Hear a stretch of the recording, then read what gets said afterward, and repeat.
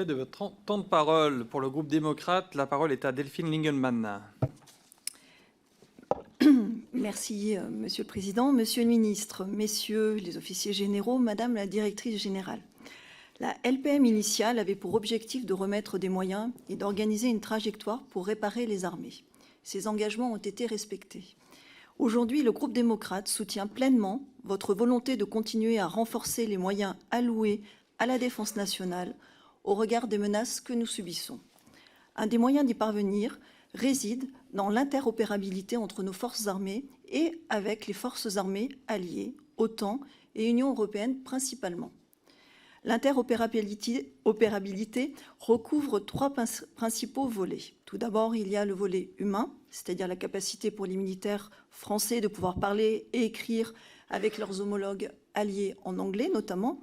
Ensuite, il y a le volet procédural qui consiste en la mise en place de procédures partagées et connues entre les différentes armées alliées sur un même théâtre d'opération. Enfin, il y a le volet technique qui permet aux différents systèmes de communication et d'information utilisés par les pays alliés au sein d'une coalition de pouvoir dialoguer entre eux.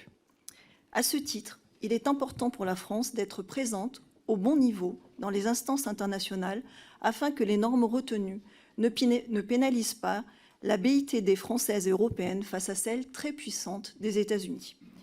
Dans ma circonscription est implanté le 28e régiment de transmission d'Issoire qui joue un rôle important sur les questions d'interopérabilité technique.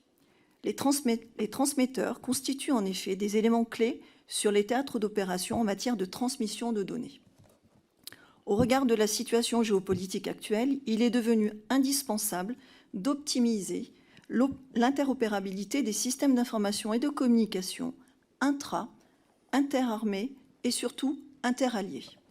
Dans le cadre du PLF, pouvez-vous nous assurer que les investissements nécessaires à la consolidation de la convergence des systèmes de transmission et à la sauvegarde de nos compétences en la matière seront bien intégrés?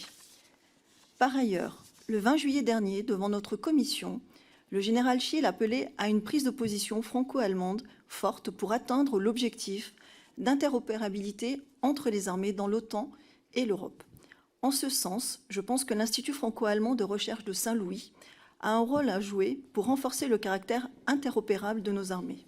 Au regard du PLF 2023 et de la prochaine LPM, pouvez-vous, s'il vous plaît, nous indiquer vos intentions en faveur du rapprochement franco-allemand en matière de recherche et d'innovation, en particulier dans les sujets touchant au numérique? Je vous remercie.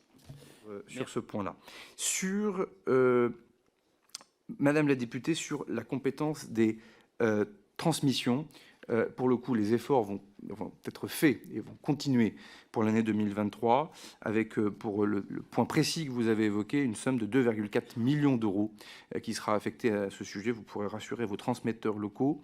Et puis, évidemment, la question de l'interopérabilité que vous avez évoquée, bon, elle pose à revers.